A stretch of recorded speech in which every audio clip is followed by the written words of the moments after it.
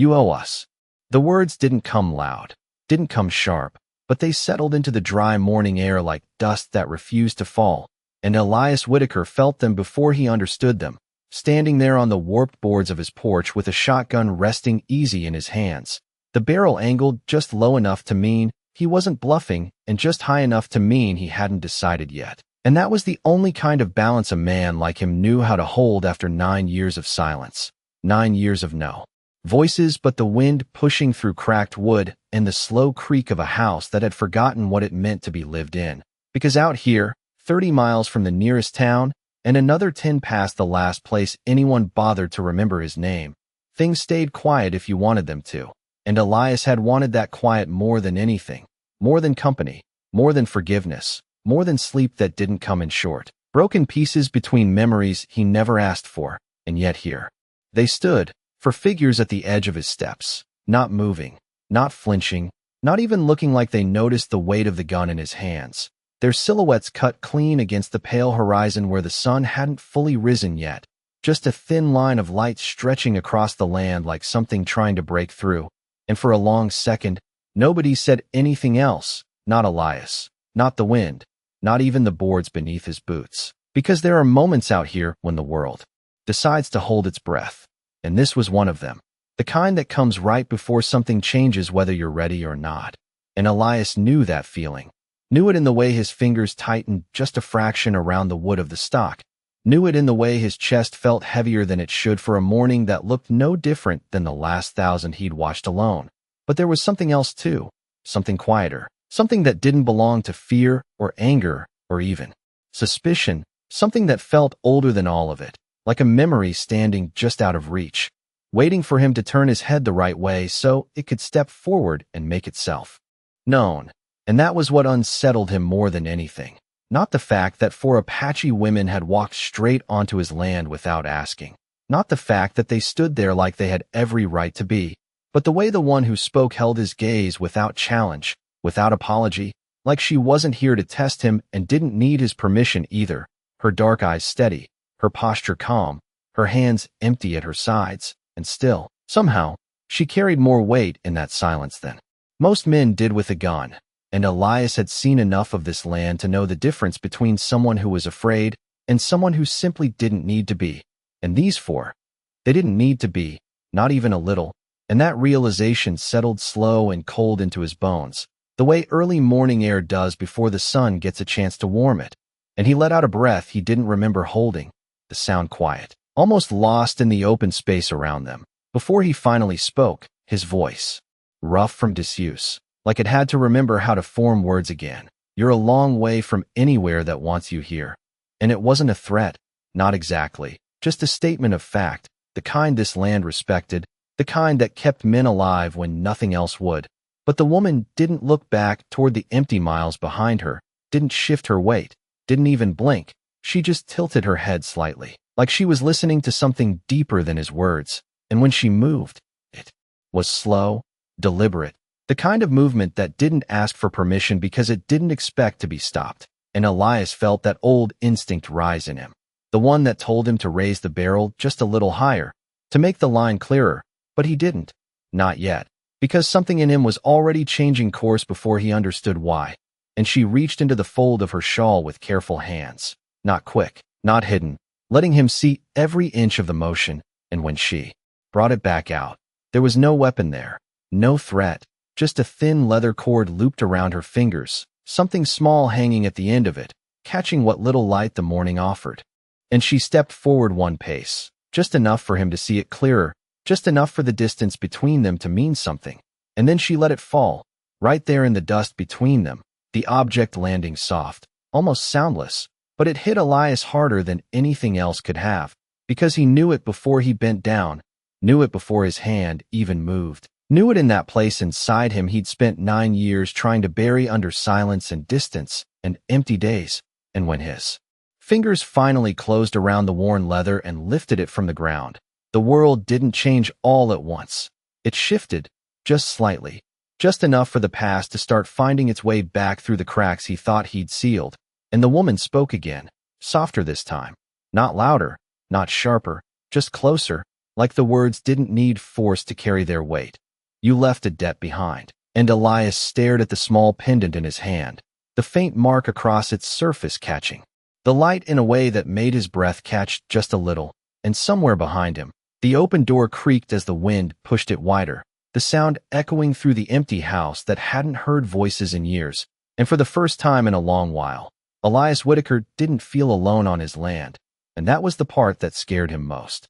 The pendant felt heavier than it should have, no bigger than a silver dollar and worn smooth by years that did not belong to him anymore. And yet it sat in Elias Whitaker's palm like it carried the weight of every mile he had tried to put between himself and whatever this was, his thumb brushing over the faint groove along its edge. A mark he remembered without wanting to, a mark that did not come from time, but from something sharper, something tied to a night he had buried so deep he had almost convinced himself it had never happened. And the air around him shifted again, quieter now, tighter, like the land itself was leaning in to listen, while the four women remained where they stood, patient in a way that did not feel like waiting, but like certainty, and Elias did not look up right away because he knew that once he did. Once he met their eyes again, there would be no stepping back into the silence he had built, no closing the door and pretending this morning had been like all the others. And for a moment he almost tried, almost let his fingers loosen so the pendant could fall back into the dust where it belonged. But they did not open.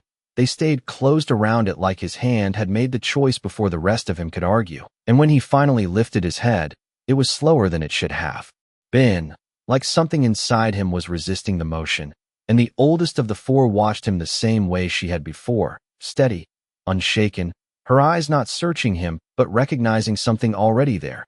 And that unsettled him more than any accusation could have, because men who come looking for trouble usually bring it loud and clear, but this was quiet, and quiet had a way of cutting deeper than anything else. "Where did you get this?" he asked, his voice lower now, not as rough, but heavier, like the words had to push through something to come out. And the woman did not answer right away, not because she did not have one, but because she was letting him sit with the question first, letting it settle, letting it work its way through him the way the morning chill worked through the boards beneath his boots. And when she finally spoke, it was not to explain, it was to remind. "You know where it came from." And Elias let out a short breath that almost sounded like a laugh, but did not carry any humor with it, just the kind of disbelief that comes when the past refuses to stay where you left it. And he shook his head once, small, controlled. "No," he said, but the word did not land with much weight. Not even to his own ears, and the second sister stepped forward then, just half a pace, her movement softer, her presence different, like she carried something the first did not, and she gestured toward the house behind him, the door still open, the dark interior visible even from where they stood. "You have room," she said, her English careful but clear, and it was not a request, not exactly, more like an observation, a simple truth, laid out between them. And Elias followed her gaze over his shoulder without meaning to, looking at the empty doorway, the shadowed room beyond it, the same room that had not held more than one set of footsteps in nearly a decade. And something in his chest tightened at the sight, not from pride, not from ownership, but from the weight of what that space had become, and he turned back to them, the instinct to refuse rising again, sharp and immediate, the kind that had kept him alive this long. "You can find somewhere else," he said. The words firmer now, more certain, because this was the line he understood, the one he had drawn years ago and never crossed since. But the third sister shook her head slowly, her expression calm, almost gentle. "No," she said, and that single word carried more finality than anything else spoken so far, and Elias felt it land the same way the pendant had, quiet but impossible to ignore. And the wind picked up just enough then to stir the dust around their boots, to push against the open door again so it creaked wider, the sound stretching into the silence like something calling out from inside. And the youngest of the four stepped forward last, her eyes flicking briefly to the pendant still held in his hand before returning to his face. And there was something different in her gaze, not challenge, not certainty, but something closer to understanding, like she could see the struggle he had not spoken out loud. And when she spoke, her voice was softer than the others, almost lost in the wind. "She said you would try to forget." And that was the moment something shifted inside Elias for real. Not just a memory brushing against the surface, but a crack opening, small but deep, and the image came with it. Not clear, not complete, just a fragment, a woman's voice carried through night air, steady even when everything else was not. And his grip tightened around the pendant before he realized it, his knuckles paling against the worn leather cord, and he swallowed once, hard, before he could stop himself. Who? He asked, and it was the first question that sounded honest, the first one that did not try to push them away or hold them at a distance, and the oldest sister stepped forward. Again, closing the space between them by just enough that the distance no longer felt like safety. And she looked down briefly at the pendant before meeting his eyes once more, and when she spoke, there was no edge, no accusation, just a quiet certainty that left no room for doubt. "Our mother," she said, and Elias stood there with the morning finally beginning to break over the land behind them. The first real light touching the edges of the house, the porch, the dust at his feet, and for the first time in 9 years, the past did not feel far away at all. It felt like it had been standing just beyond his door this whole time, waiting for him to open it, and now it had walked in on its own. The words settled between them like something that had been waiting years to be spoken, and Elias Whitaker felt it move through him in a way he could not stop, not with distance, not with silence, not with all the empty mornings he had stacked up trying to outrun it.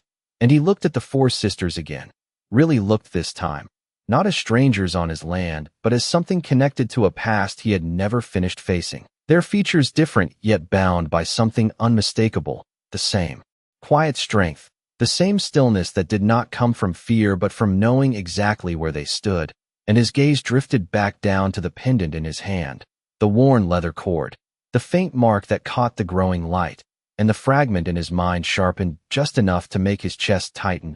A voice carried through wind, calm when it should not have been, steady when everything else had felt uncertain, and he exhaled slowly. The sound rough but controlled, as if letting too much of it out at once might bring the rest of the memory with it before he was ready. "She is gone," he said, not as a question, but as something he already understood, and the oldest sister gave a small nod, not dramatic, not heavy, just a simple acknowledgement of something that had already been accepted long before this morning. And the youngest shifted slightly, her boots brushing the dust, her eyes soft but unwavering. And for a moment none of them spoke, the silence stretching again. But this time it was different, less like a standoff and more like something being shared, something that did not need to be rushed, and Elias turned slightly, just enough to look back at the open doorway behind him, the dim interior still holding its quiet, the same quiet he had chosen day after day, year after year, because it had been easier than remembering, easier than asking what had really happened on that night he never let himself finish thinking about, and now that quiet felt thinner. Somehow, like it could not hold the weight of what had just stepped onto his land, and he faced them again, his jaw tightening slightly as he searched for something solid to hold onto, something that made sense in a way he could control. "You came all this way," he said, his voice steady but lower now, "just to bring this back." And he lifted the pendant slightly, letting it catch the light between them, but the second sister shook her head once, slow and certain. "No," she said, and the word carried that same quiet finality as before, and Elias felt that resistance again, the part of him that wanted to close this down, to draw a line and stand behind it, because that was what he knew, what he trusted, and yet the ground beneath that certainty felt less steady with every passing second. And the third sister stepped forward just enough to stand beside the first, their presence aligned in a way that felt deliberate. And she spoke with a calm that did not rise or fall. "She kept this for you," she said, her eyes flicking briefly to the pendant before returning to him, even when she should not have.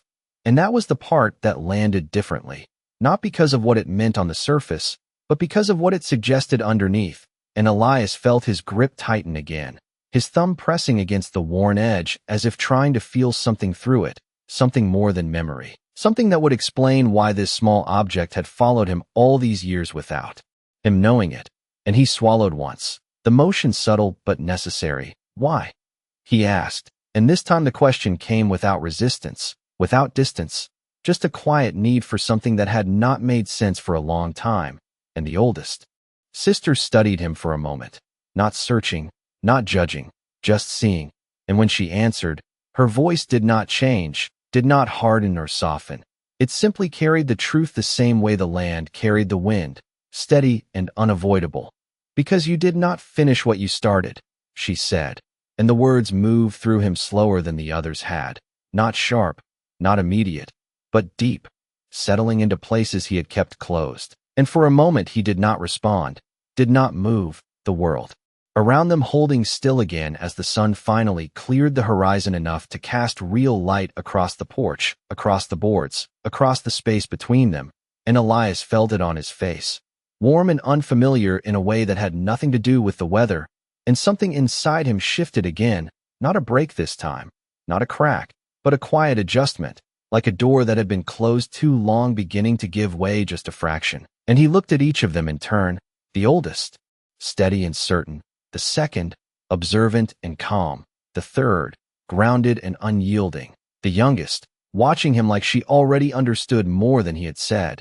And he let out a slow breath, longer this time, the kind that comes when a man realizes the road behind him has finally caught up to the one in front of him. And he lowered the shotgun slightly, not all the way, not yet, but enough that the line between them shifted, just a little, and he stepped back once, the boards creaking under his weight as he did, his eyes still on them, still measuring, still uncertain, but no longer pushing them away the way he had before, and he tilted his head toward the open doorway behind him, the motion small but unmistakable. "You can come in," he said, and the words felt heavier than anything else he had spoken that morning, not because of what they meant on the surface, but because of everything they carried underneath. And for a moment the four sisters did not move, not out of hesitation, but out of recognition, like they understood exactly what it had taken for those words to be spoken. And then the oldest stepped forward, her boots crossing the threshold of his land with quiet certainty, followed by the others, one by one. And Elias stood there as they passed him, the pendant still in his hand, the open door behind him, and the first real sense in years that the silence he had built was no longer his to keep.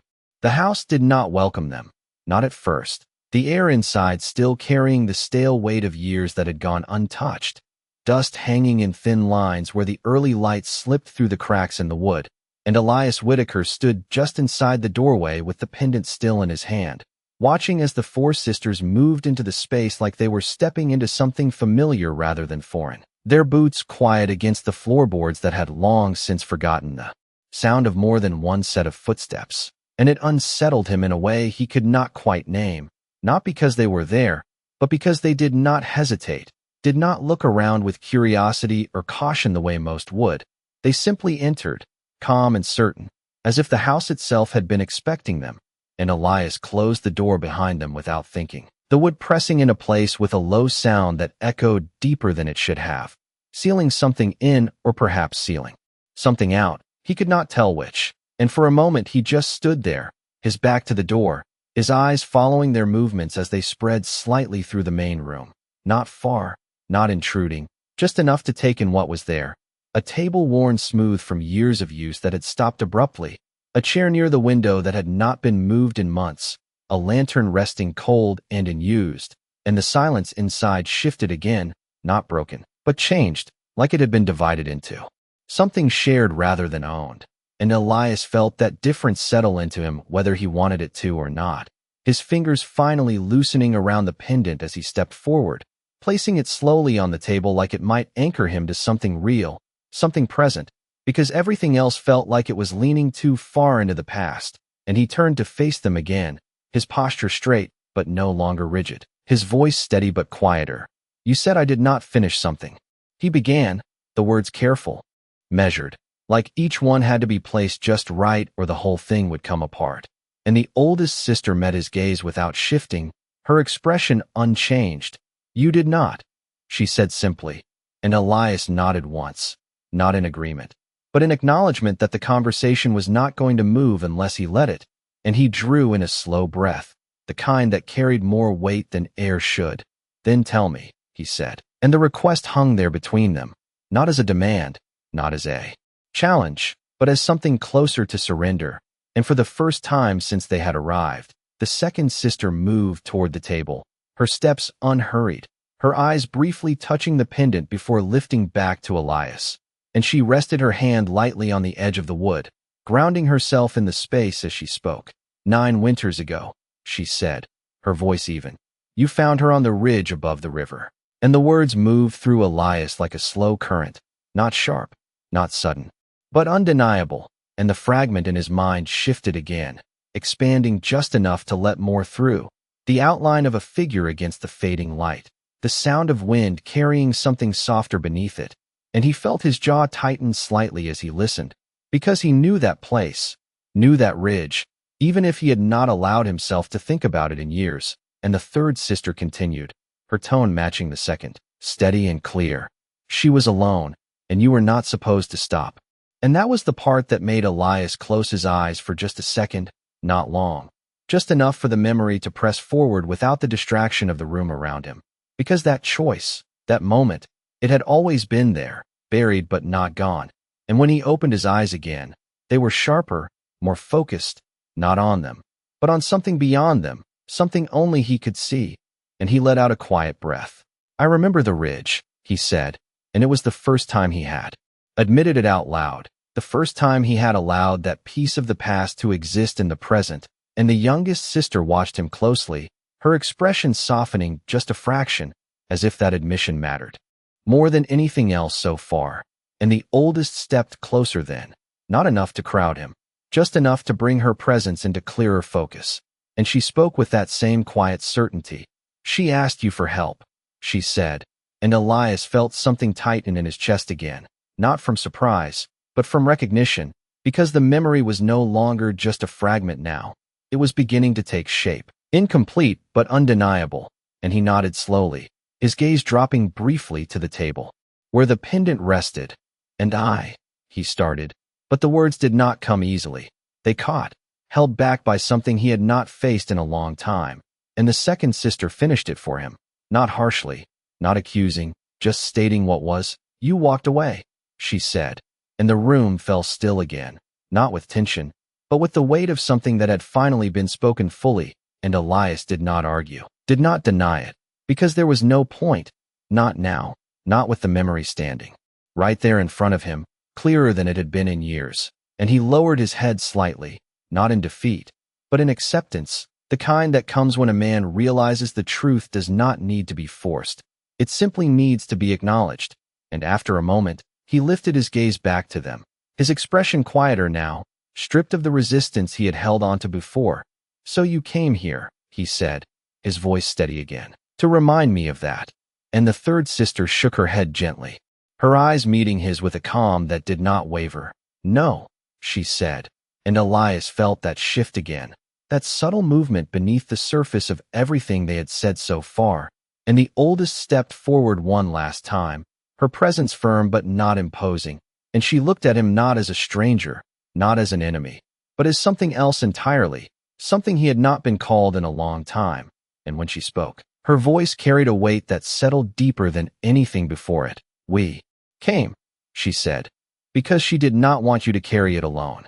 The words did not lift the weight from Elias Whitaker's shoulders, not right away, but they changed its shape, and that was enough to make him stand a little differently in the quiet room that had held nothing but his own silence for nearly a decade.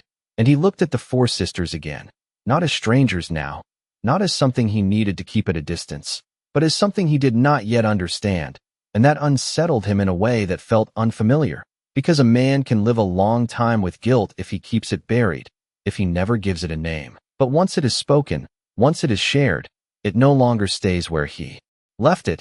It begins to move, and Elias could feel that movement now, slow and steady, like something waking up after a long sleep. And he rested his hands on the edge of the table, the wood rough beneath his palms, grounding him in the present while the past pressed closer than it had any right to.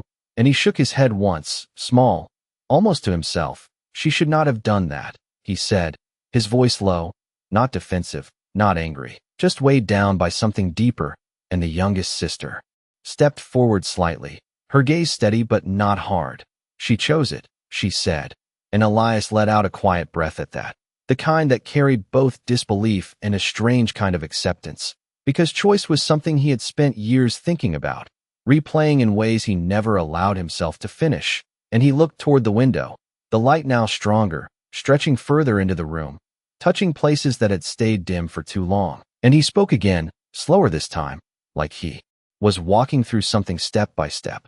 "I thought leaving was the only way," he said, and the words felt different than anything he had spoken before. Not an excuse, not a justification, just a truth he had never said out loud. And the second sister tilted her head slightly, considering him, not judging, just listening. "Only way for who?"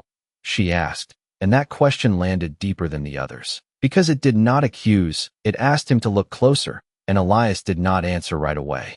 His eyes drifting back to the pendant on the table, the small object now sitting between them like a line that connected everything they had said, and he reached out, not to take it, but to rest his fingers lightly beside it, as if proximity alone might bring something clearer.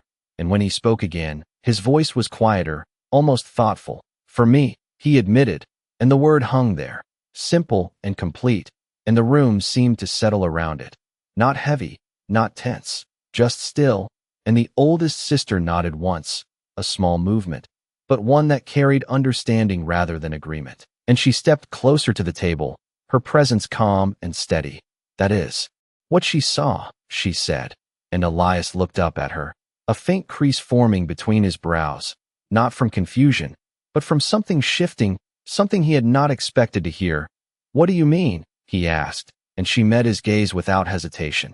"She saw that you left for yourself," she said, and there was no edge to it, no blame, just clarity. And Elias felt that settle into him in a way that did not hurt the way he expected it to, because it was not an accusation, it was a recognition. And something in him eased just slightly at that, not enough to remove the weight, but enough to change how it rested, and he leaned back a fraction, his hands falling to his sides as he considered her words, the silence stretching again. But now it felt less like something closing in and more like something opening up, and the third sister moved then, stepping toward the far side of the room, her fingers brushing lightly against the back of the unused chair, not sitting, just acknowledging its presence, and she glanced toward Elias with a faint, almost unreadable expression. "This place," she said, "you kept it the same." And Elias followed her gaze, looking at the room with fresh eyes, seeing not just what was there, but what had not changed, what he had chosen not to touch, not to move, as if keeping it frozen would keep everything else from moving too. And he let out a slow breath. "It was easier," he said, and the words felt small compared to what they held, but they were honest, and that seemed to matter more now than anything else. And the youngest sister stepped closer to the table, her eyes resting briefly on the pendant before lifting to him again. "Easier does not mean finished," she said, and Elias felt that land in a place that had been quiet for too long, not sharp, not painful, just true. And he nodded once, not out of agreement, but acknowledgement again, the kind that builds something instead of tearing it down. And he looked at each of them in turn, his expression no longer guarded in the same way it had been when they first arrived, still cautious, still uncertain, but open in a way that had not been there before. And he reached for the pendant then, lifting it slowly, not gripping it tight this time, just holding it, feeling its weight without resisting it. And he spoke again, his voice steady, but different now, less like a man holding a line and more like one stepping past it. "What did she want me to do?" he asked, and the question carried more than curiosity, it carried willingness, and that was the shift that mattered. And the four sisters exchanged a brief glance, not uncertain, just aligned, and the oldest turned back to him, her eyes steady, her voice calm. "She wanted you to remember," she said, and Elias stood there in the growing light of the morning, the house no longer as silent as it had been, the past no longer as distant as he had kept it, and for the first time in years, remembering did not feel like something to avoid, it felt like something he might finally be ready to face. Remembering did not come like a storm, it came like light through a crack in old wood, slow, narrow, and impossible to stop once it began.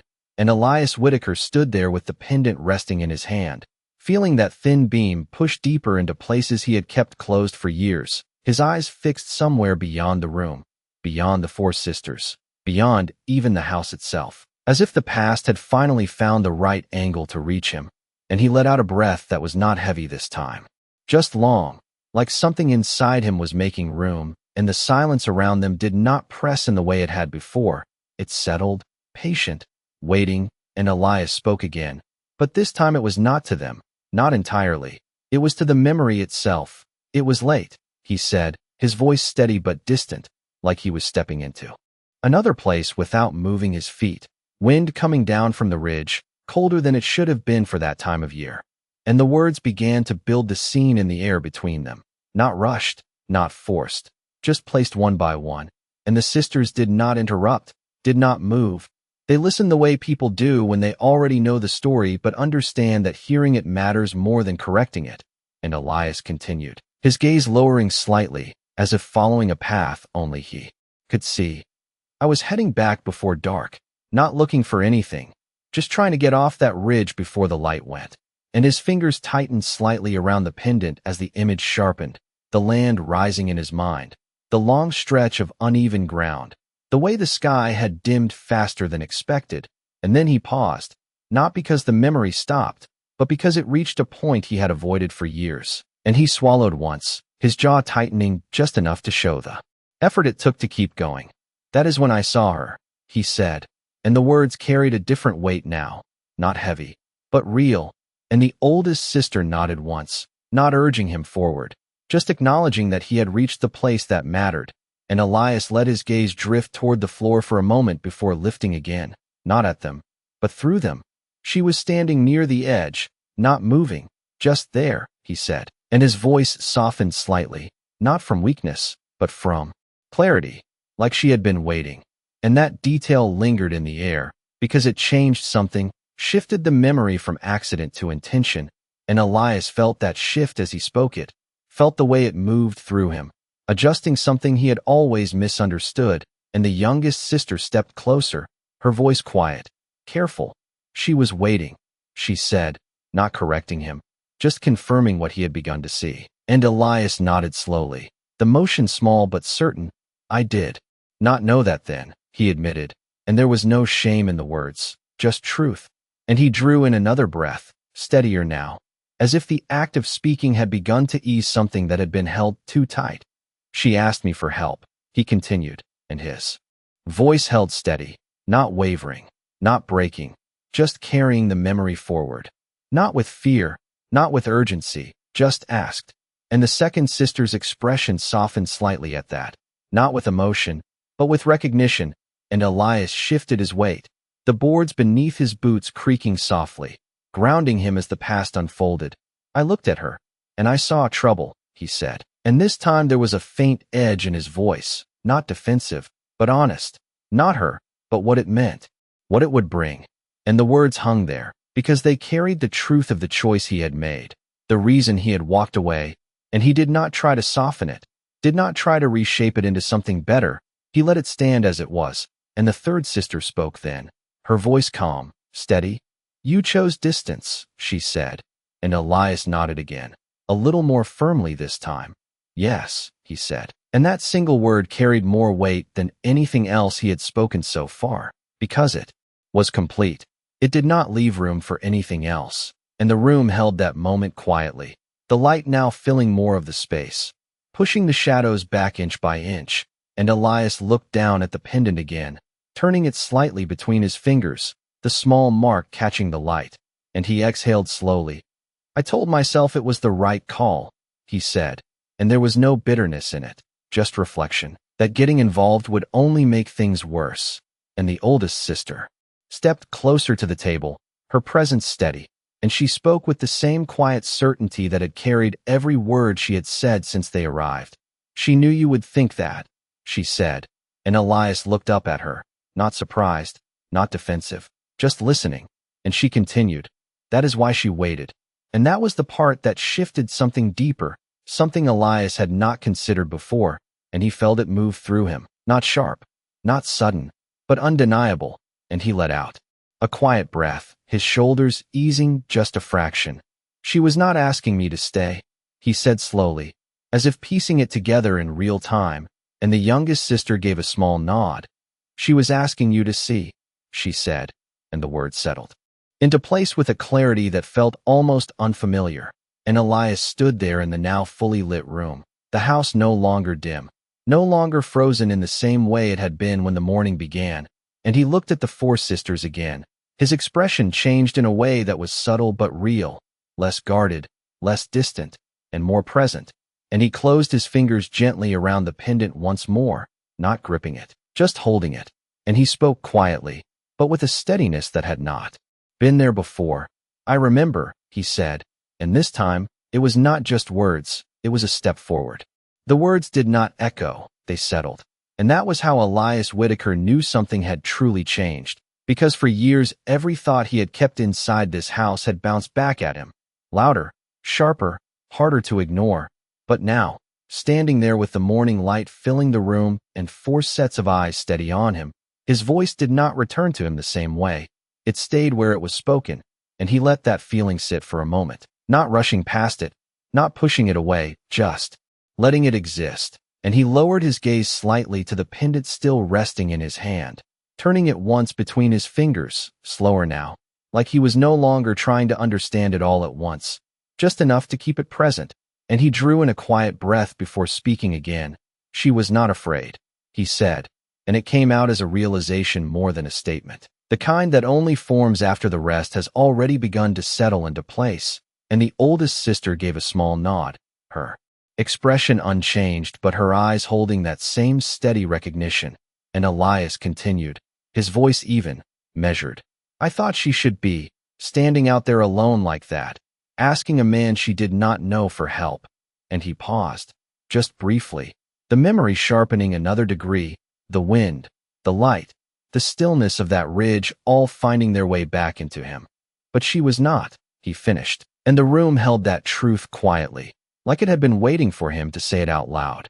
And the second sister stepped a little closer to the table, her fingers resting lightly against the worn wood again, grounding the moment. "She trusted something," she said, and Elias lifted his eyes to her, not questioning, just listening. And she continued, "Not the man you were, but the one you could be." And that landed differently than anything else so far, not because it was heavier, but because it pointed forward instead of back. And Elias felt that shift inside him, subtle but real, like the direction of something had changed without him moving. And he let out a slow breath, his shoulders easing just slightly as he considered it. "I did not give her much reason to think that," he said, and there was no defense in it, just acknowledgement. And the third sister spoke then, her voice calm, steady. "You stopped," she said, and Elias frowned faintly, not from confusion, but from searching the memory again. "For a moment," she added, and that was when it came clearer. That small hesitation he had never counted, never given weight to, the instant where he had paused before turning away, and he nodded slowly. "Yes," he said, quieter now. "I did." And the youngest sister stepped forward then, her eyes soft but certain. "That is what she saw," she said, and Elias felt that settle into him, not as something to argue, not as something to question, but as something that simply fit. And he leaned back slightly, resting one hand on the edge of the table, the wood solid beneath his palm. And he looked around the room again, the same room that had held him in place for years, the same walls, the same worn furniture, the same silence. But it did not feel the same now, not entirely. And he shook his head once, not dismissing it, just clearing space for the next thought. "If she saw something in me," he said slowly, "then I left it behind." And the words carried weight, but not the same kind as before, not the kind that pushed down, but the kind that pointed towards something unfinished. And the oldest sister stepped closer, her presence steady, her gaze fixed on him. "You left it waiting," she said, and Elias looked at her, the meaning settling in as the light continued to stretch across the floor, filling the last of the darker corners. And he let out a breath that almost sounded like a quiet exhale of understanding. "That is why you are here," he said, and it was not a question this time. It was recognition, and the four sisters did not answer right away, but their silence carried agreement more clearly than words could have. And Elias lowered his eyes once more to the pendant, lifting it slightly, feeling its weight again, not as something foreign, not as something from the past, but as something that belonged in this moment. And he closed his fingers around it gently, not gripping it tight, just holding it with intention.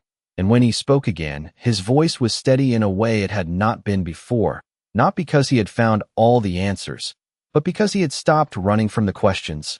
"Then tell me what I did not see," he said, and the request carried something new, not hesitation, not resistance, but willingness, and the youngest sister met his gaze with a faint, almost knowing look, and she spoke softly. "You saw her standing alone," she said, and Elias nodded once.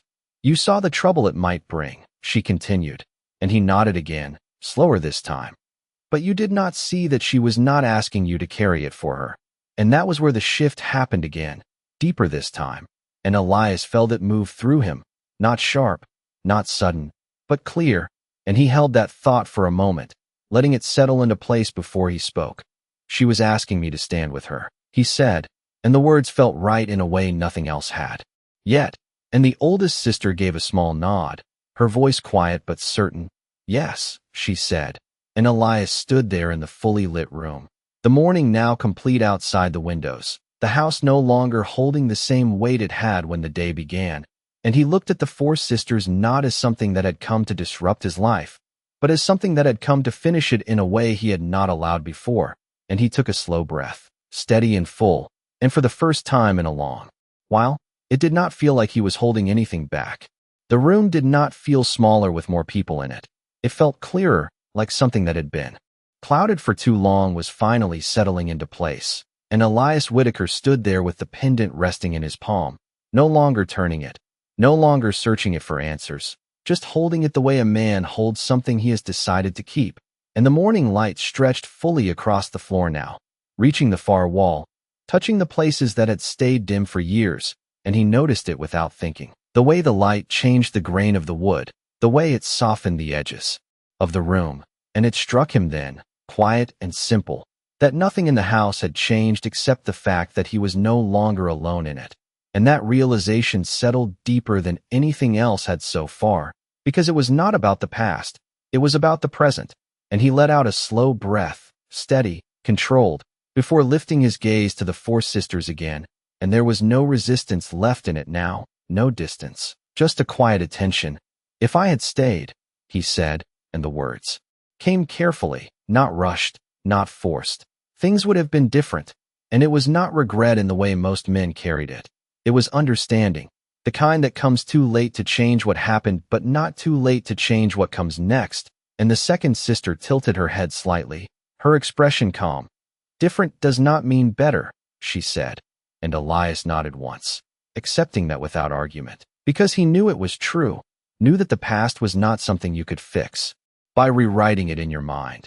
And he glanced briefly toward the window, the land beyond it stretching out the same way it always had, wide and empty and unforgiving, and yet it did not feel as distant as it had before, and he turned back to them, his voice quieter now, but steadier. "Then why come here?" he asked, not out of doubt, but out of a need to understand the shape of what they were offering him. And the third sister stepped forward slightly, her presence grounded, her tone even. "Because it is not finished," she said, and Elias felt that word settle into him again, not as a burden this time, but as something open, something unfinished that could still be shaped, and he looked down at the pendant once more, lifting it slightly, the small object catching the light in a way that felt different now, not sharp, not distant, but warm, and he ran his thumb along its edge slowly, feeling the mark again, not avoiding it, not resisting it, just acknowledging it. And he spoke again, softer this time. "She knew I would remember," he said, and the oldest sister gave a small nod, her gaze steady. "She knew you would need to," she said, and Elias let that settle, the difference between the two words clear in a way that mattered. And he stepped away from the table then, just a pace, giving himself space to stand, to think, to feel the room around him without being anchored to one place. And his boots moved across the floor with a quiet sound that felt unfamiliar after so long.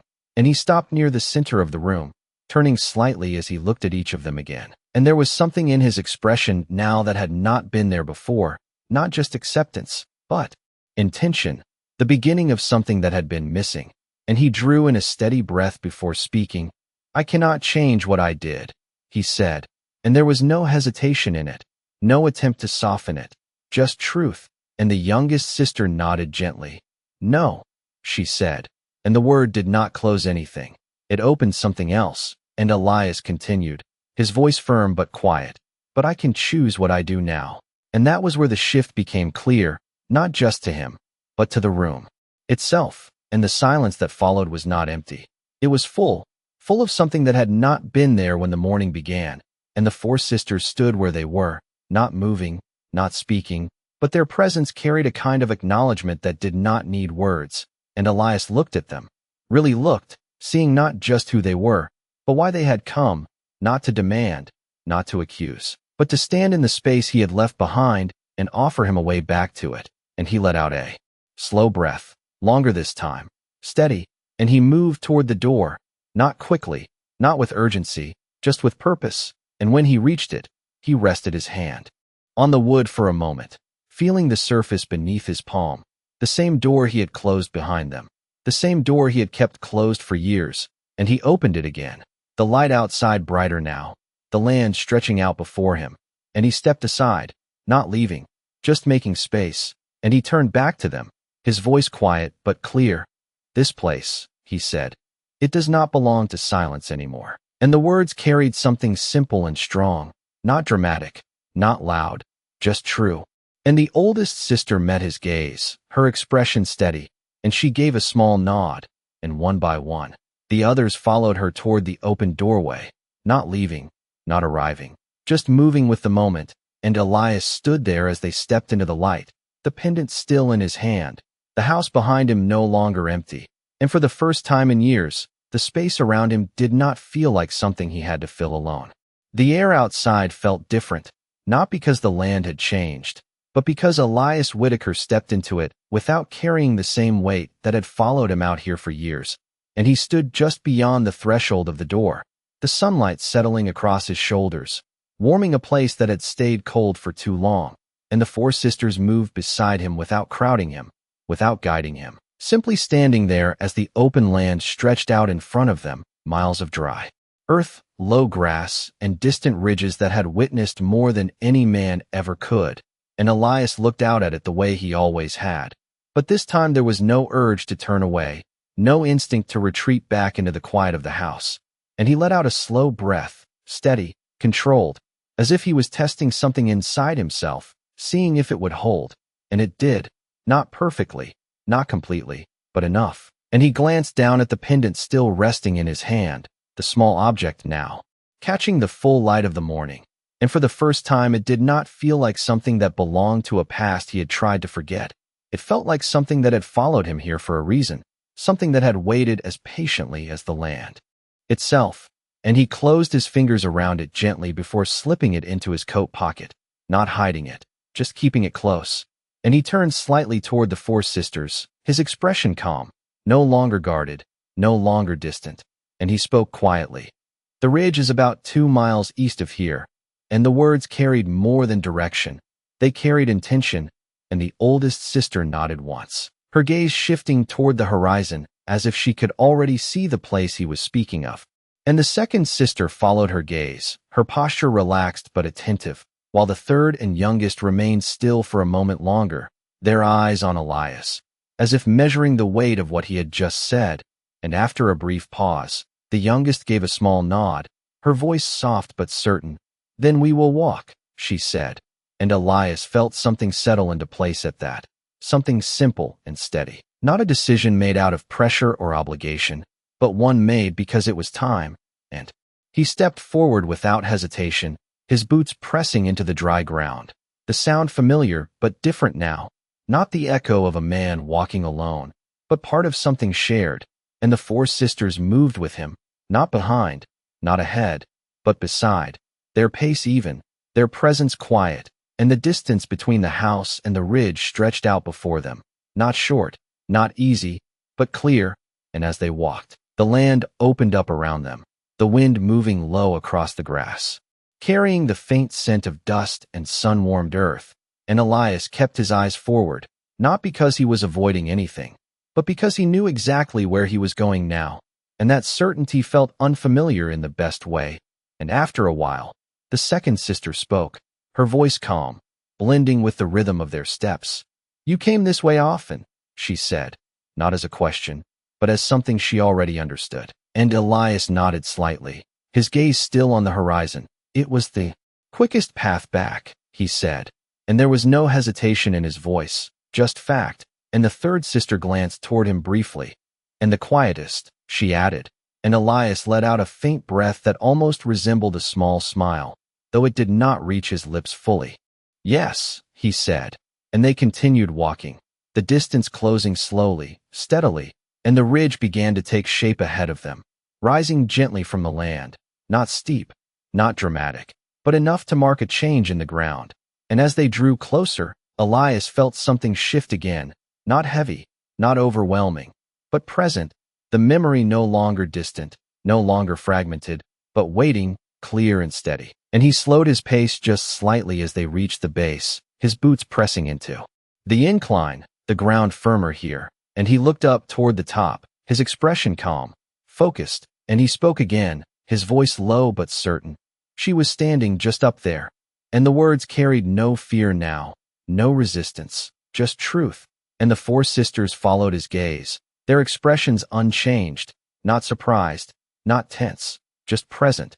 And Elias took another step forward, then another, moving up the ridge with a steady pace, not rushing, not hesitating. And when he reached the top, he stopped, not abruptly, just naturally, as if his body knew exactly where to stand, and he looked out over the land beyond, the view stretching wide and open, the same as it had been 9 years ago, and yet different in a way he could not fully explain, and he let out a slow breath, the wind catching it and carrying it away, and for a moment, no one spoke, no one moved, the silence settling around them not as something heavy, but as something complete. And Elias reached into his coat pocket, his fingers closing around the pendant once more, and he brought it out slowly, holding it in the light. And he did not look at the sisters. He looked at the place in front of him, the place where the memory had begun, and he spoke quietly, not to them, not entirely, but to the space itself. "I see it now," he said, and the words carried no hesitation, no doubt, just a quiet certainty that had taken years to find. And behind him, the four sisters stood without speaking, their presence steady, their silence not empty, but full, and the wind moved gently across the ridge, carrying the moment forward into something that was no longer unfinished. The wind did not rise when Elias Whitaker spoke. It moved the same as before, steady across the ridge, brushing past him and the four sisters as if the land itself had already accepted what he had only just begun to understand. And he stood there with the pendant held loosely between his fingers, his eyes fixed on the place in front of him, not searching anymore, not questioning, just seeing. And that was the difference, not in the land, not in the memory, but in him. And he took a slow breath, letting it settle deep, the kind of breath a man takes when he stops bracing for something that is no longer coming. And he lowered his hand slightly, the pendant catching the light one last time before resting against his palm.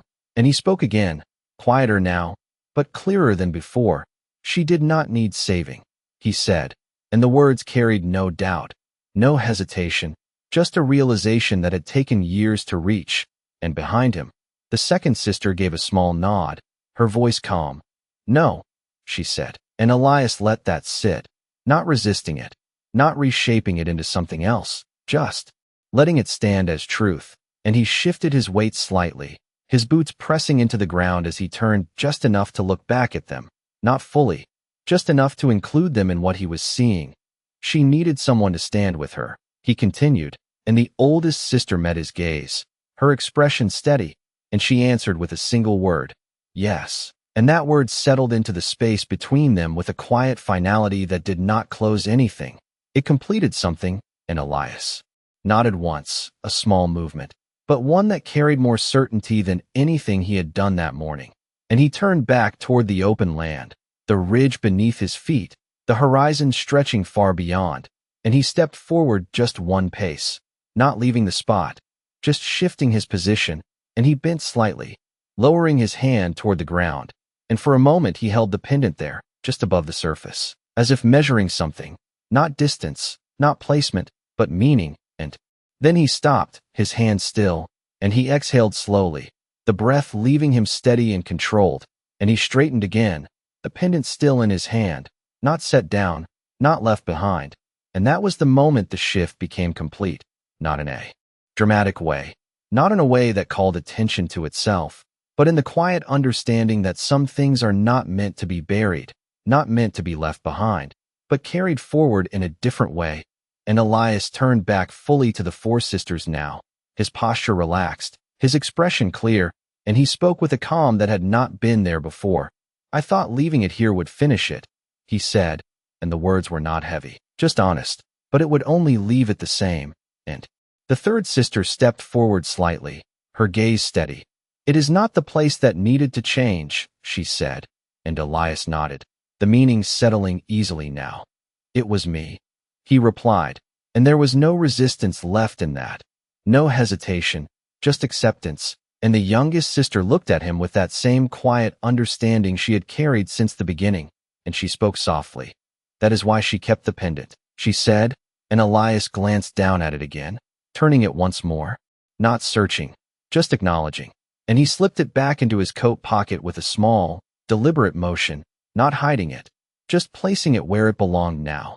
And he drew in another steady breath, the air filling his chest without resistance, and he looked at each of them in turn, not as strangers, not as reminders of something he had failed, but as something else entirely, something that had come not to judge, not to demand, but to stand with him until he could stand on his own again. And that realization settled deeper than anything else had so far, because it did not come with weight, it came with space. And he let out a slow breath, the kind that leaves a man lighter without taking anything away, and he spoke again, his voice quiet but certain. "Thank you."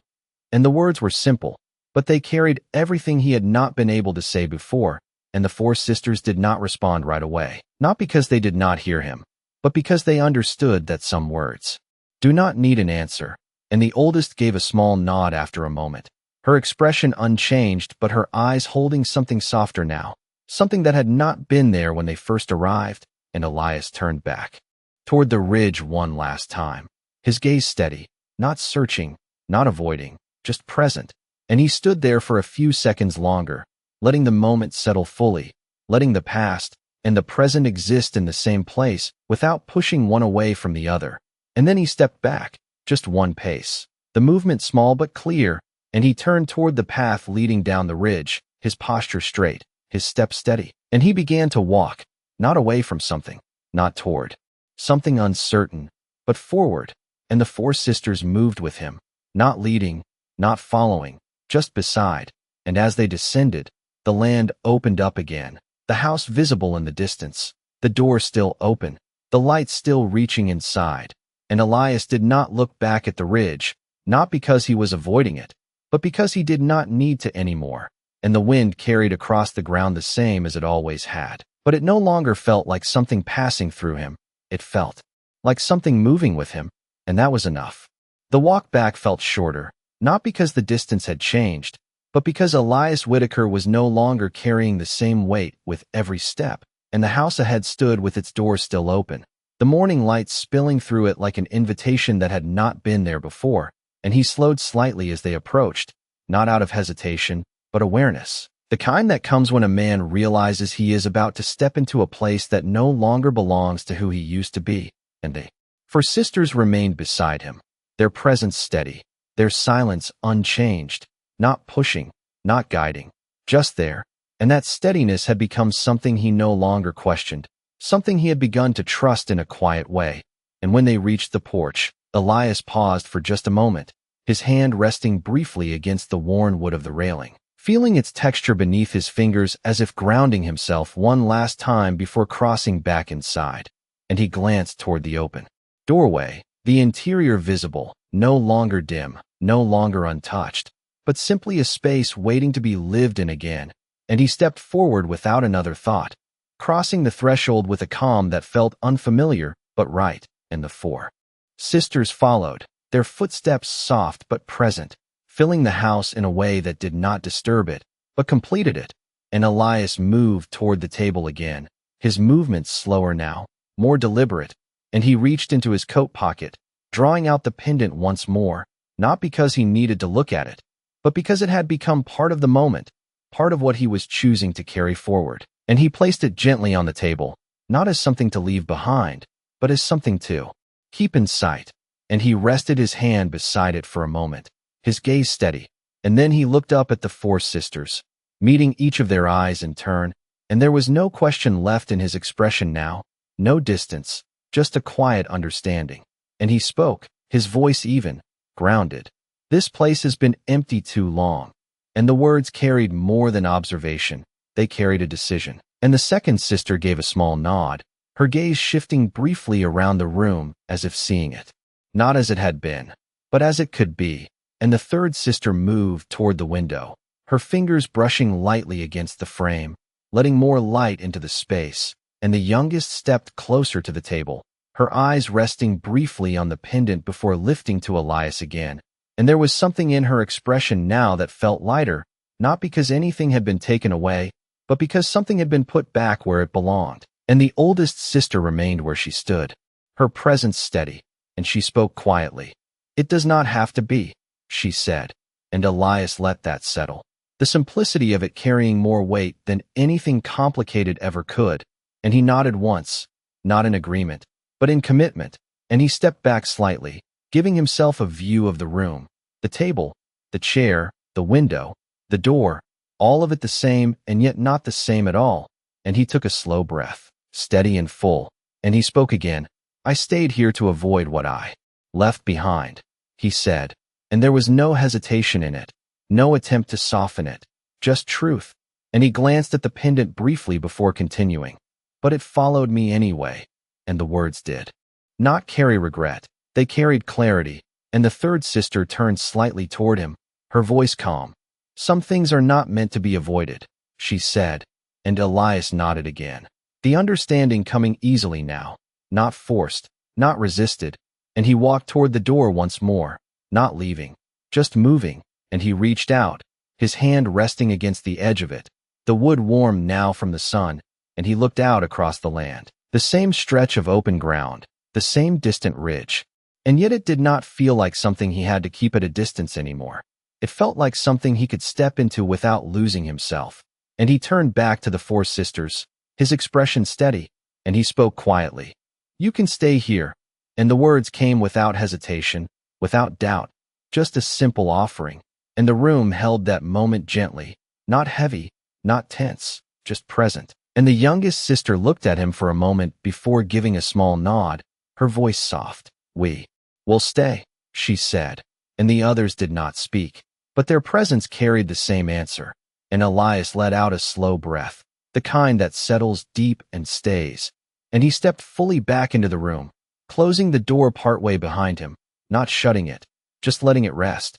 And he moved to the table again, his hand resting lightly beside the pendant, and for a moment, no one spoke, the silence returning. But it was not the same silence that had filled the house before. It was shared, now, steady and complete. And Elias stood there, not alone, not anymore, and the house, for the first time in years, felt like something that could hold more than just the past.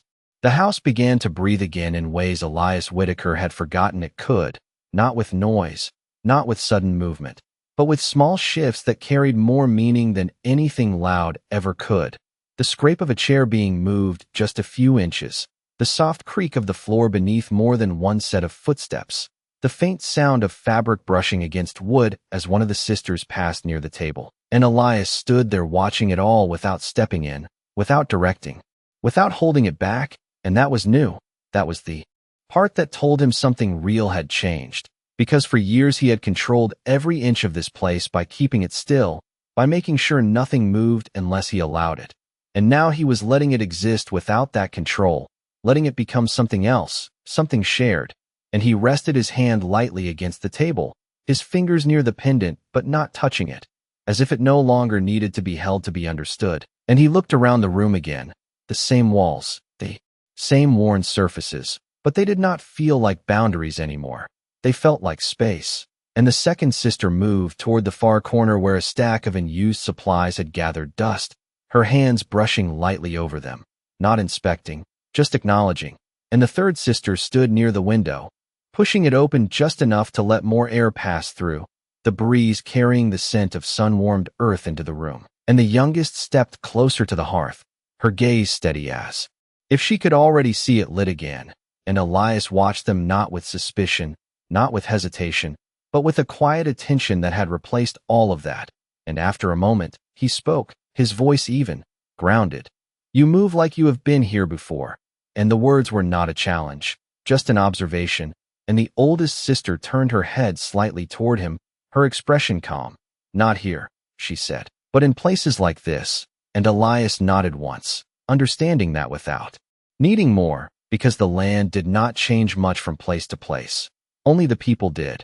And he shifted his weight slightly, his boots pressing into the floor, and he took a slow breath before speaking again. "I do not know how to do this," he admitted. And the words carried no shame, just honesty, and the room did not tighten around them. It opened, and the youngest sister looked at him with that same quiet understanding she had carried since the beginning, and she spoke softly. "You already are," she said, and Elias let that settle, the simplicity of it cutting through everything else, and he nodded once, a small movement, but one that carried acceptance, and he glanced toward the door, still partly open, the light continuing to spill in, and he stepped toward it, not to close it, but to adjust it, pushing it just a little wider so the light reached further into the room. And he turned back again, his expression steady, and he spoke. "This place will not stay the same." And it was not a warning, not a concern, just a statement, and the third sister gave a small nod. "It should not," she said, and Elias felt that land in a way that felt right, not disruptive, not unsettling, just necessary. And he moved back toward the table, his hand finally brushing lightly against the pendant, not picking it up, just feeling its presence. And he looked at the four sisters again, seeing not what they had brought with them, but what they had made possible. And he spoke again, quieter now. "She knew I would not change on my own." And the oldest sister stepped closer, her gaze steady. "She knew you would need a reason," she said, and Elias nodded, the truth of that settling easily, and he let out a slow breath, the kind that no longer felt like it had to push against anything. And he looked around the room once more, not as it had been, but as it was becoming, and he realized then that nothing in it felt foreign anymore, not the movement, not the presence, not even the silence that still existed between them, because it was no longer empty, it was shared. And he stepped back slightly, giving himself a full view of it all, and he spoke one more time, his voice calm, certain. "Then we start here." And the words did not carry urgency, did not demand anything. They simply marked a beginning, and the four sisters did not respond with words, but their presence shifted in a way that made the meaning clear, a quiet alignment, a shared understanding that did not need to be spoken.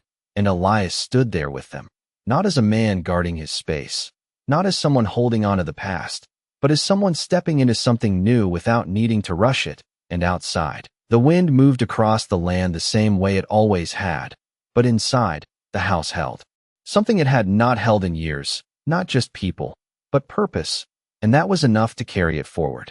By late afternoon, the light had shifted again, softer now, stretching long across the floorboards that no longer felt abandoned, and Elias Whitaker stood near the doorway with his hand resting lightly against the frame, not to steady himself, but out of habit that had not yet learned it was no longer needed.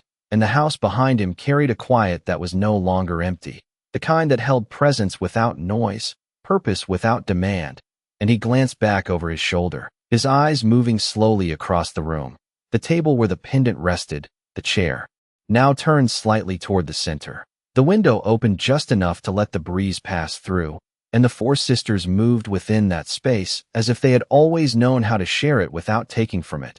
Their steps measured, their voices few, their presence steady, and Elias turned back toward the land beyond the porch, the horizon stretching wide under the fading light, and he let out a slow breath, not heavy, not burdened, just full, the kind that settles deep and stays. And for a moment he did not move. He just stood there, feeling the difference, the absence of something that had followed him for years, not gone entirely, but changed, lighter, no longer pressing against him from all sides. And he reached into his coat pocket without thinking, his fingers brushing against the absence where the pendant had been earlier, and he paused, just briefly, before letting his hand fall back to his side, because it was no longer something he needed to carry alone, and that realization settled quietly into him, not as relief, not as release, but as something steadier, something that would remain. And behind him, the faint sound of movement drew his attention, and he turned slightly to see the youngest sister standing near the table, her gaze resting on the pendant, and she looked up at him without speaking, and for a moment they simply held that space between them, not distant, not uncertain, just understood, and Elias gave a small nod, not signaling anything, just acknowledging the connection that had formed without needing words, and he stepped back into the house, his boots crossing the threshold with a quiet certainty that had not been there that morning, and he moved toward the table, his hand reaching out to rest lightly beside the pendant, not picking it up, just placing himself near it, and he looked at it for a moment, the worn leather, the faint mark, the small weight that had carried so much, and he did not see it as a reminder of what he had failed to do. He saw it as something else now, something that had brought him back to a place he had left unfinished, and he spoke quietly, not to the sisters, not entirely, but to the space itself. It does not end here. And the words did not echo, they settled, the same way everything had begun to settle since the morning, and the oldest sister stepped closer, her presence calm, her gaze steady, and she gave a small nod, not in agreement, but in recognition, and Elias looked up at her, his expression clear, and there was no question left in it, no searching, just a quiet certainty that had taken time to build, and he stepped away from the table, moving toward the center of the room, and he paused there, looking around once more, not to measure it, not to claim it, but to understand it as it was now, a place no longer held together by silence, but by something stronger, something shared, and he let out a slow breath, steady and full, and he spoke one last time, his voice calm, grounded. Tomorrow, we fix the fence on the east side.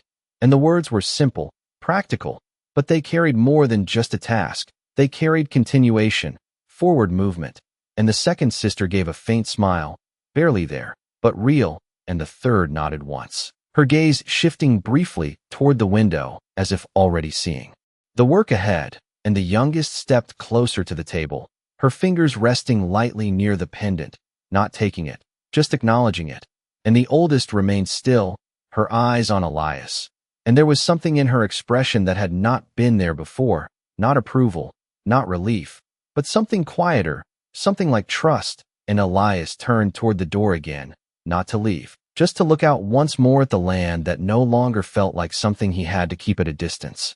And the sun was lower now, the light softer, stretching long across the ground, and he stood there for a moment, not thinking, not remembering, just being, and then he reached out and pulled the door in slightly, not closing it, just setting it where it could rest, and he turned back into the room, his steps steady, his presence grounded, and the house held him without resistance, without silence pressing in, just space, just presence, just the quiet understanding that some things do not need to be spoken to be known.